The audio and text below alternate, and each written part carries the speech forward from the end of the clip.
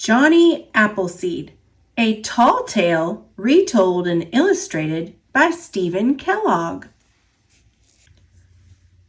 John Chapman, who later became known as Johnny Appleseed, was born on September 26, 1774, when the apples on the trees surrounding his home in Leominster, Massachusetts, were as red as the autumn leaves.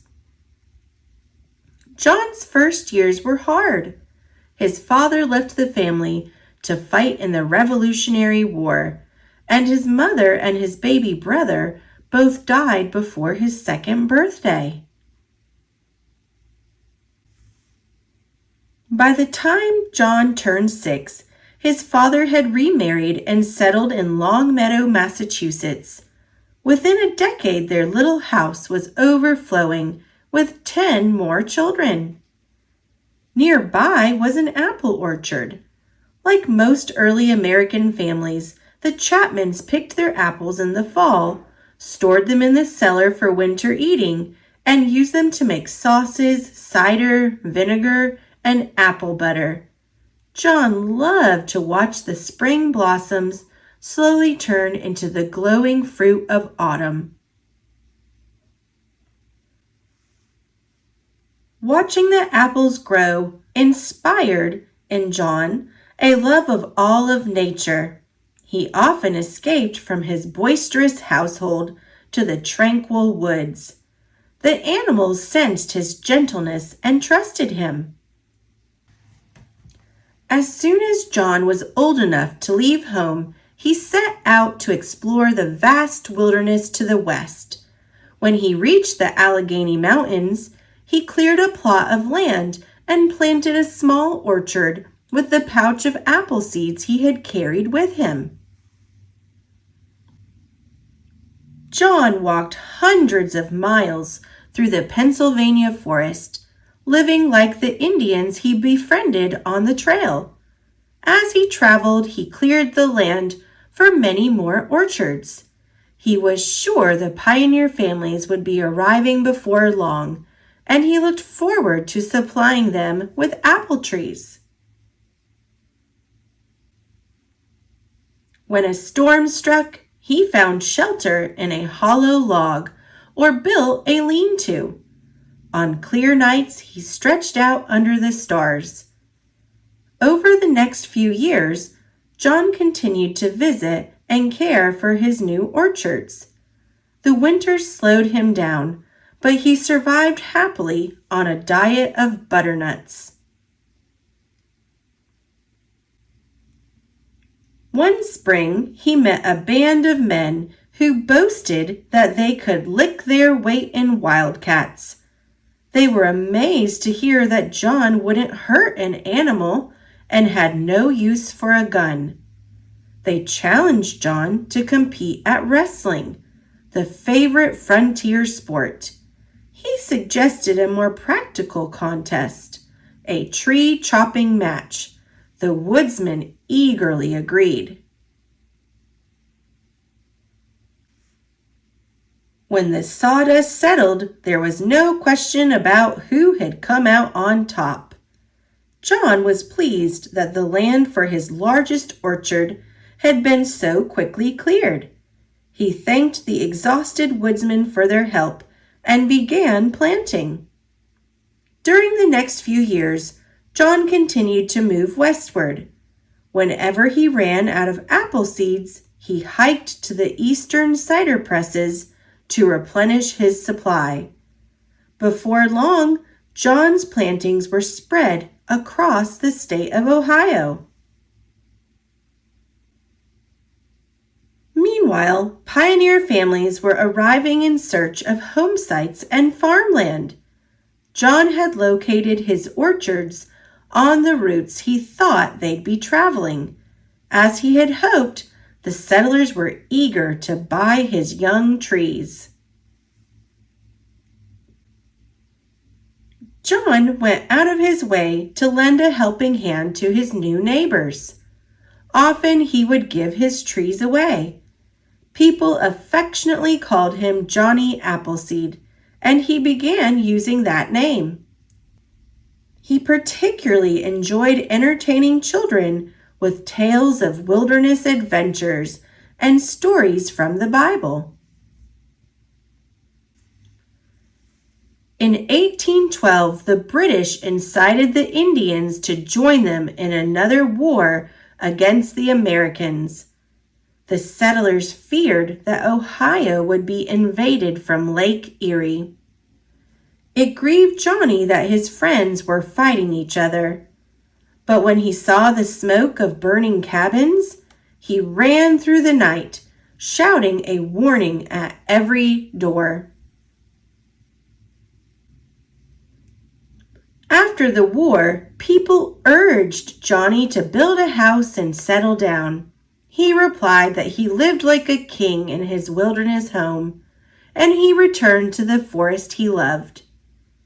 During his long absences, folks enjoyed sharing their recollections of Johnny. They retold his stories, and sometimes they even exaggerated them a bit. Some recalled Johnny sleeping in a treetop hammock and chatting with the birds. Others remembered that a rattlesnake had attacked his foot. Fortunately, Johnny's feet were as tough as elephant's hide, so the fangs didn't penetrate. It was said that Johnny had once tended a wounded wolf and then kept him for a pet. An old hunter swore he'd seen Johnny frolicking with a bear family. The storytellers outdid each other with the tall tales about his feats of survival in the untamed wilderness. As the years passed, Ohio became too crowded for Johnny. He moved to the wilds of Indiana, where he continued to clear land for his orchards. When the settlers began arriving, Johnny recognized some of the children who had listened to his stories. Now they had children of their own. It made Johnny's old heart glad when they welcomed him as a beloved friend and asked to hear his tales again. When Johnny passed 70, it became difficult for him to keep up with his work. Then, in March of 1845, while trudging through a snowstorm near Fort Wayne, Indiana, he became ill for the first time in his life. Johnny asked for shelter in a settler's cabin, and a few days later, he died there. Curiously, Johnny's stories continued to move westward without him. Folks maintained that they'd seen him in Illinois, or that they'd greeted him in Missouri, Arkansas, or Texas.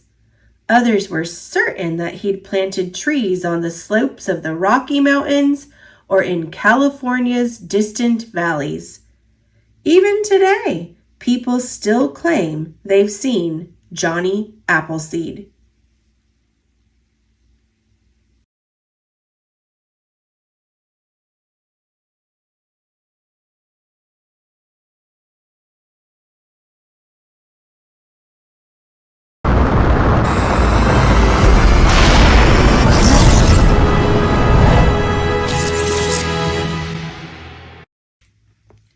Apples by Gail Gibbons. An apple is a fruit. It grows on an apple tree. Apple trees grow in more parts of the world than any other fruit tree. They have been in existence for about 2 million years. The first American colonists brought apple seeds and seedlings with them from England. A seedling is a very young, small tree. As the colonists moved westward, they brought apple seeds and seedlings with them.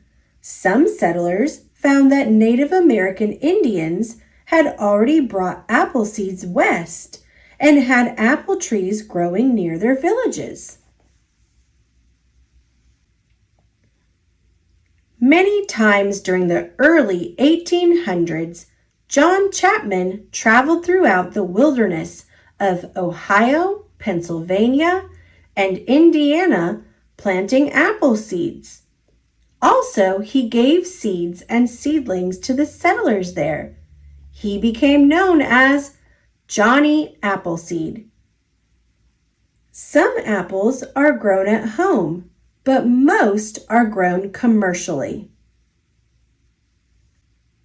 Each year, about 250 million bushels of apples are grown in the United States, and about 28 million bushels are grown in Canada. A group of apple trees is called an orchard. An apple is a firm, crisp, fleshy fruit with a hard center called a core. The core has 5 seed chambers. This apple is a Macintosh. Stem, skin, seed chambers called carpels, seeds, fleshy part, core. In the springtime, flowers called apple blossoms begin to bloom on the apple trees. Each blossom has to be pollinated in order for an apple to grow.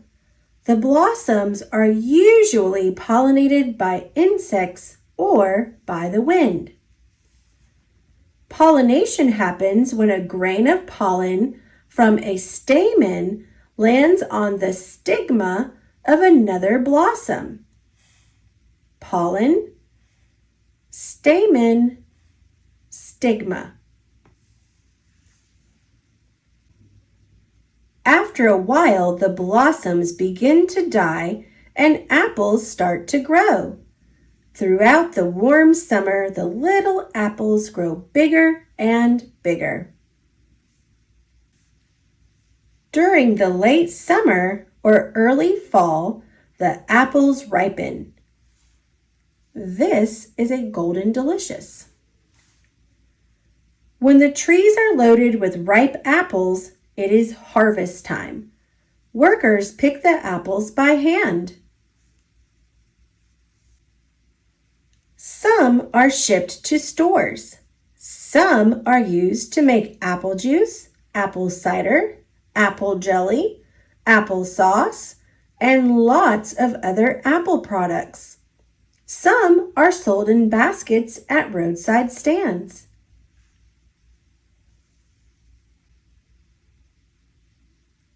During the fall, it is fun to go apple picking. Also, there are country fairs. Awards are given to the best looking apples, the best tasting apple pies, and the most delicious applesauce. There is apple cider too.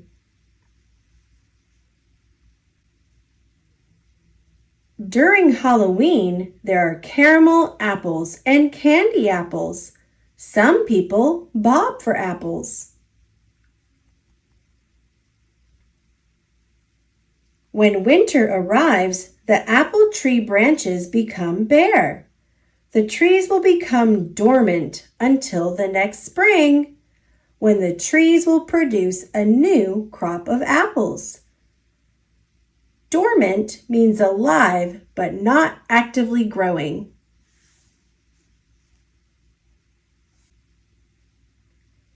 Apples have many tastes, ranging from sweet to tart. All apples are different shades of yellow, green, and red, or a mix of those colors.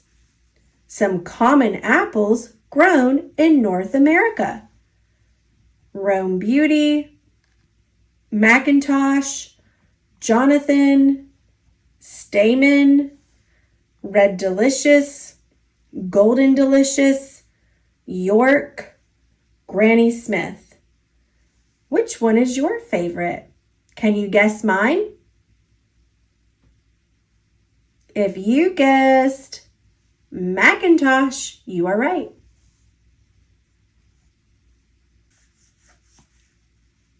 An apple tree will not grow apples until it is about 5 to 8 years old. Each spring, the tree branches are trimmed. This is called pruning. Most apple trees grow to be about 20 feet or 6 meters tall. The soil around the trees should be fertilized. The pruning and fertilizing helps produce lots of good apples. How to plant and care for an apple tree. Step 1. It is best to plant seedlings in the fall. Step 2. Dig a hole that is big enough to give the seedling's roots room to grow. Step 3. After placing the seedling into the hole, add topsoil. Step 4. Pack down the soil to give the seedling support. Step 5.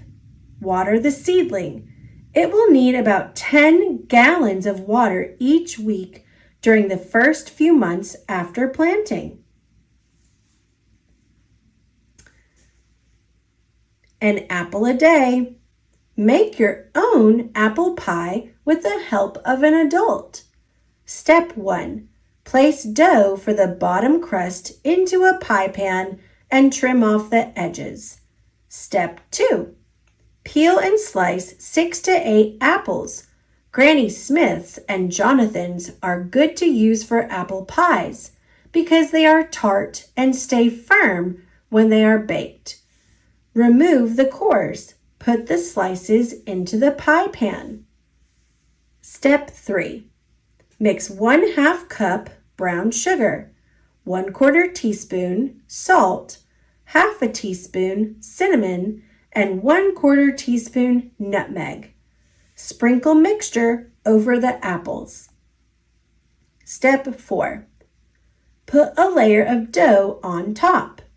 Pinch down the edges and remove any extra dough. Poke little holes in the top.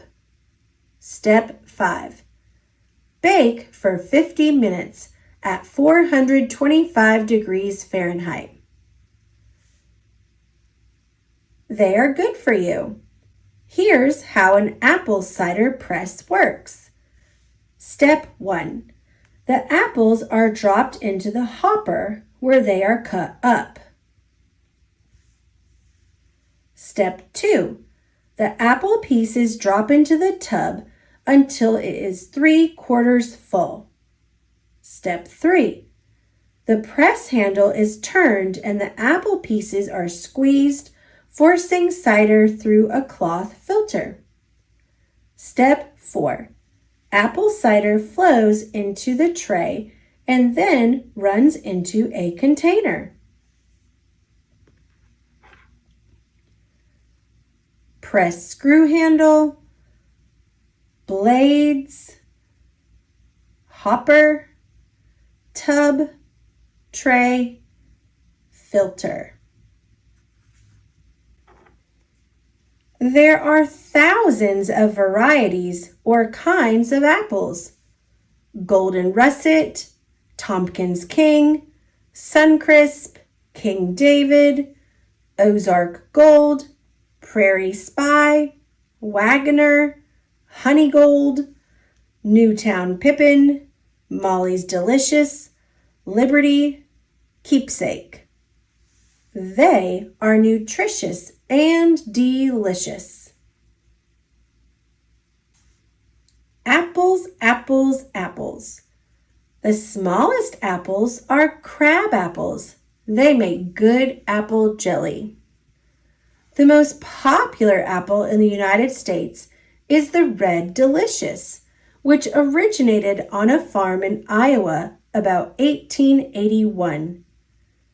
The states of Washington, New York, Michigan, Pennsylvania, and California produce the most apples in the United States. Johnny Appleseed was born in Leominster, Massachusetts, and died in Fort Wayne, Indiana. Some people say when they like someone, "You're the apple of my eye." One apple, the Arkansas Black, is reddish purple and becomes nearly black by the end of the season. The apple blossom is the state flower of Arkansas and Michigan.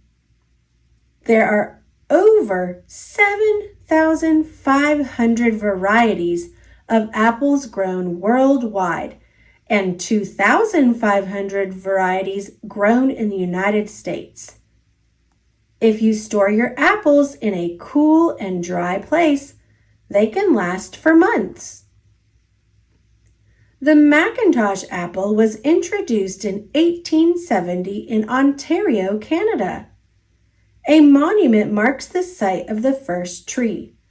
Also, the Canadian provinces that grow the most apples are British Columbia, New Brunswick, Nova Scotia, Ontario, and Quebec.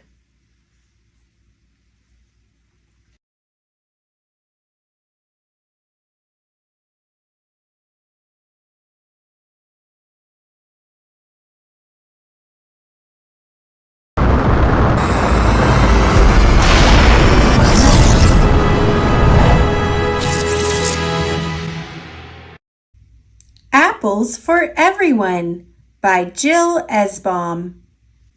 Seen any apples lately? Early each year, in orchards and backyards, apple trees bloom. Drawn by the sweet smell, bees buzz from blossom to blossom. As time passes, petals flutter to the grass and fuzzy bumps appear. Slowly, the baby apples grow bigger, turning all shades of red, a glowing green, a cheerful yellow. Apples might have golden speckles or snazzy stripes, be round as a ball or tall and lumpy bottomed. Limbs droop heavy with ripe fruit. Some apples thud to the ground, then rot and become food for the growing tree. At last, it's fall, harvest time, and fresh apples are everywhere. Grocery stores, farmers markets, roadside stands. You might even climb a ladder to pick your own. Your teeth sink in, crunch, and tart sweet juice dribbles down your chin. People bob for apples at Halloween parties or dip them into melted caramel for a sweet, gooey treat. Apples may be baked into pies and cinnamony desserts or added to a yummy Thanksgiving stuffing. Some are cooked into thick applesauce or crushed to make juice. On a chilly night, a steaming mug of tangy cider chases away goosebumps. Apple trees have been growing in America for hundreds of years, since colonists brought pips or apple seeds from England. When most of America was still unsettled, a pioneer named John Chapman spent his summers hiking through the wilderness, planting apple seeds wherever he went. His nickname was Johnny Appleseed. An apple's seeds lie in its core. Cut an apple crosswise and you'll see the shape of a star. Each of the star pockets has 1 or 2 seeds sleeping inside. Americans eat more apples than any other fruit. There are many flavors to choose from, with names like Fuji, Gala, Granny Smith, Honeycrisp, Jonathan, Macintosh, Pink Lady, and Red Delicious. Have you found your favorite? Ah, love at first bite.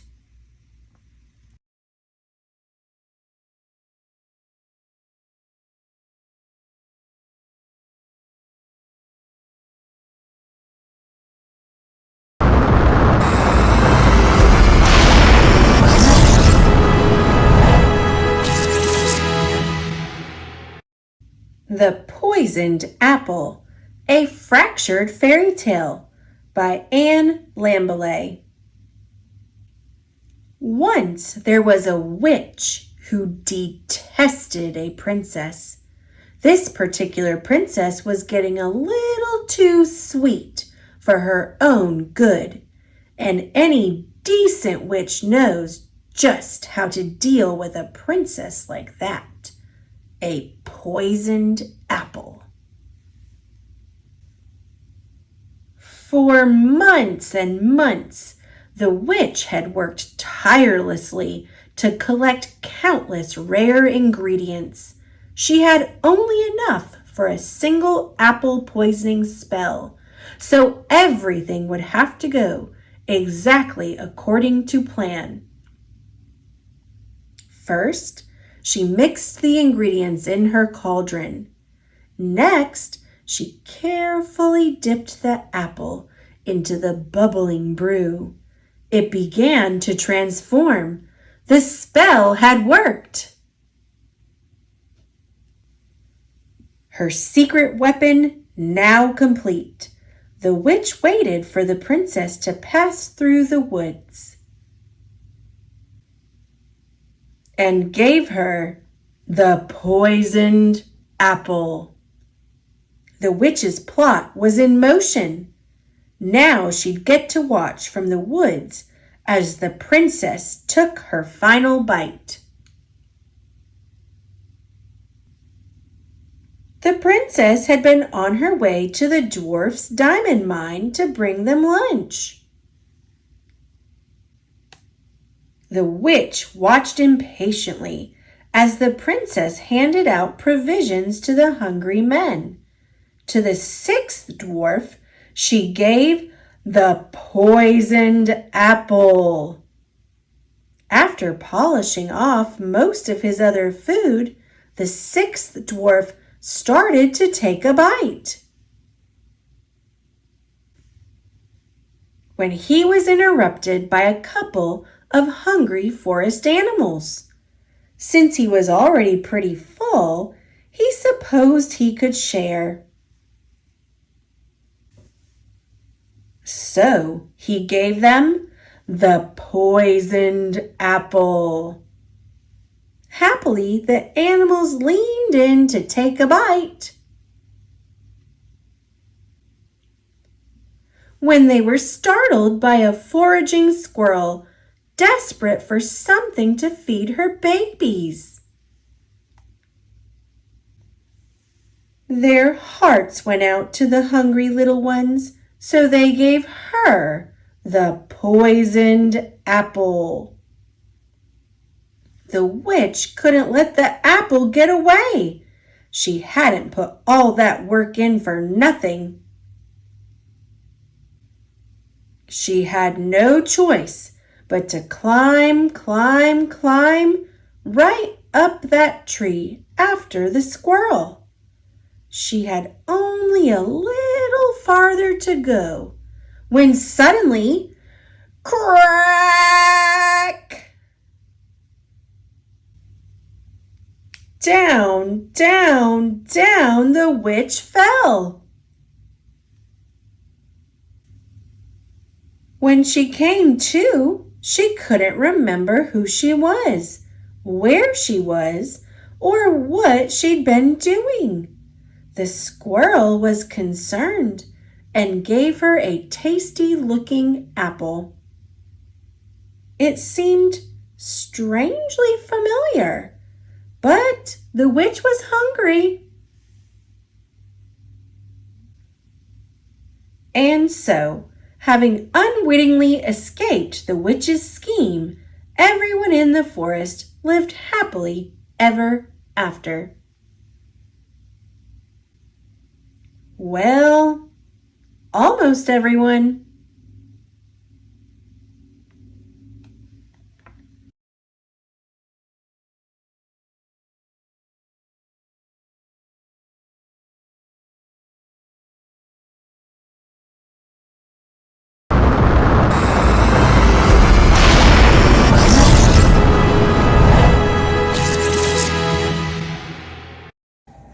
The Seasons of Arnold's Apple Tree by Gail Gibbons. Arnold climbs up high into the branches of the apple tree. He can see far, far away in every direction. This is Arnold's very own secret place. This is Arnold's apple tree. Arnold's tree keeps him very busy all through the year. It is spring. Arnold watches the small buds grow on his apple tree.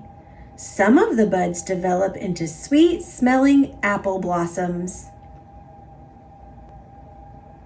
Carefully and quietly, Arnold watches bees collect nectar from the blossoms to make honey.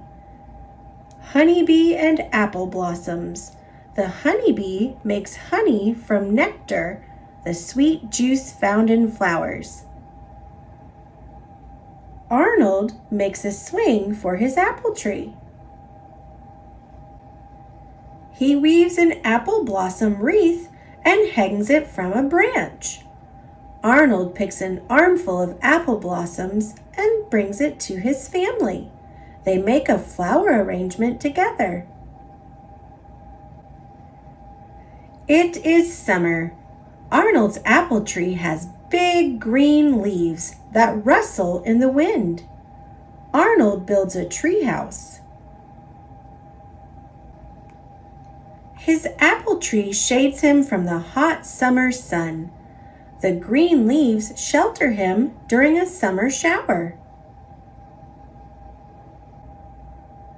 Arnold watches small apples begin to grow from where the blossoms used to be. They grow bigger, bigger, and bigger. With some of the big green apples, Arnold does a juggling act for his tree friend. It is fall. Arnold's apple tree now has big, red, tasty apples. The green leaves have turned golden. They drift to the ground. Arnold gathers some of the leaves and brings them up to his treehouse to make a soft floor to lie on. Arnold shakes the branches and red apples fall to the ground. He puts them in a basket and takes them home. Arnold and his family make apple pies with apples from Arnold's apple tree. They put the rest of the apples into a cider press and make fresh apple cider. How an apple cider press works. Step 1. 8 to 10 apples are put into the hopper. When the flywheel is turned, blades inside the hopper chop the apples. So here's the hopper right here, and here's the flywheel. Step 2. The apple pieces fall into the tub. Apples are chopped until the tub is 3/4 full. So here's the tub right here.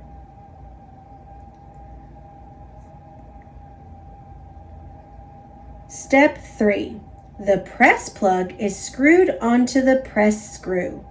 When the press screw handle is turned, the press plug squeezes the apple pieces and forces juice through the cloth filter.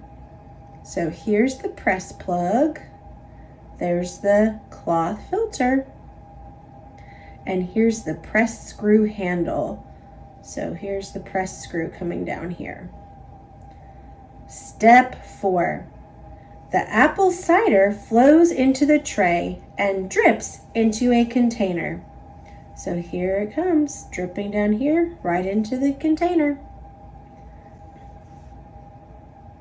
On Halloween Day, Arnold decorates some of the biggest apples. They glow in the moonlight under his tree on Halloween night.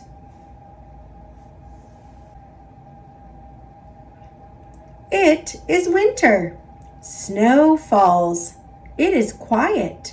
The branches of Arnold's apple tree are bare. Arnold hangs strings of popcorn and berries on them for the winter birds to eat.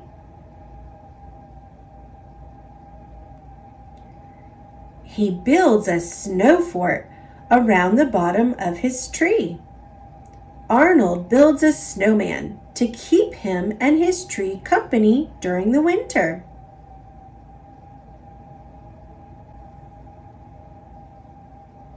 The snow melts away. It is spring again.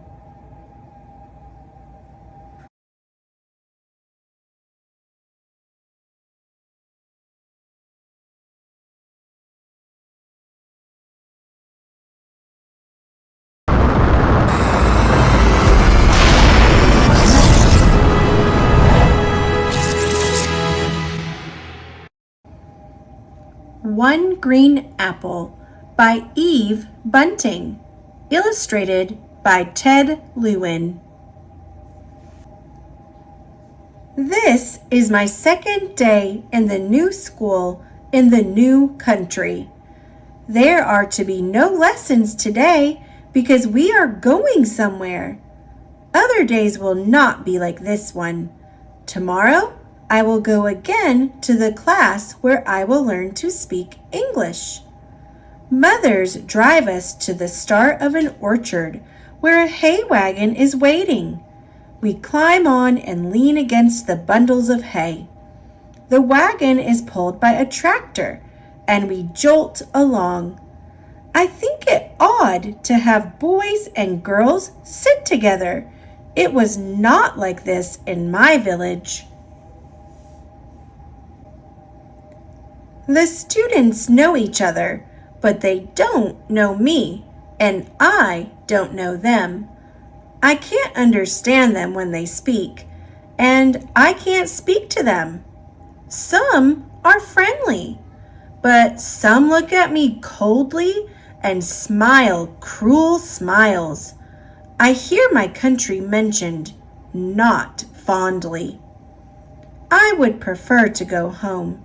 My father has explained to me that we are not always liked here. Our home country and our new one have had difficulties, he says, but it will be good for us here in time. How much time, I wonder? I am different too, in other ways. My jeans and t-shirt look like theirs, but my dupatta covers my head and shoulders.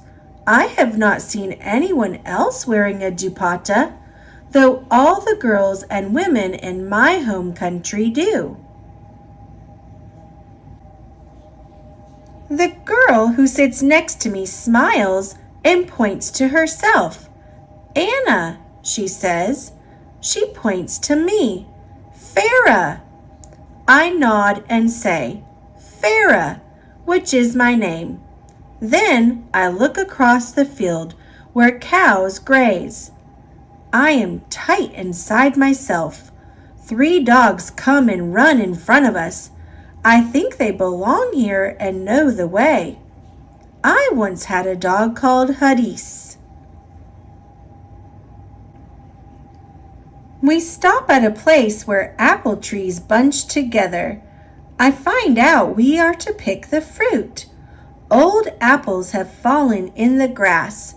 The 3 dogs are eating them. Crunch, crunch, crunch. Their crunches sound like hadises. Our teacher gathers us around her. She talks to the class. Then she looks at me in a kind way. 1, she says. She touches an apple, then picks it. 1, she says again. I am to take only 1, as the other students have done. I nod. I want to say, I understand. It's not that I am stupid. It is just that I am lost in this new place. But I don't know how to tell her. I pull away from the rest. Beside me is a tree, shorter than others. That does not seem to belong. It is small and alone like me. A few hard green apples hang from its branches. I twist one off. It fits perfectly in my hand. We hold our apples and run and slide down a hill. The dogs race ahead. Their ears blow backward, inside out, pink and shiny. At the bottom of the hill is a little crooked house made of wood. I wonder if a cow lives in it, or a goat. Perhaps it is the home of a shepherd. In the house is a wooden machine with a metal handle. I see no cow or goat or shepherd. The house is here for some other reason. Our teacher lines us up. One by one, we plop our apples into the machine. I will be last to drop my small green one. My teacher seems about to speak. Then she shrugs and smiles. A boy shouts, "Hey!" He moves toward me as if to stop me from putting in my little green apple. But he is too late. It has already gone. There are blades inside the machine that chop the apples. Ka-chunk, ka-chunk, ka-chunk. The students begin to push on the handle that presses the chopped up apples. The skin and the pulp stay in the bag while the juice flows through. I hang back, not sure if I should be with the others. Pushing the handle must be hard. They lean against it and grunt. I am strong.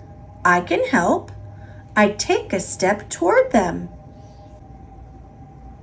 Anna calls and waves to me to come beside her. A boy makes a place for me on the handle between them. I am pleased. We push and push. It is hard, but we are working together and we can do it. The juice drips down. Drip, drip, drip.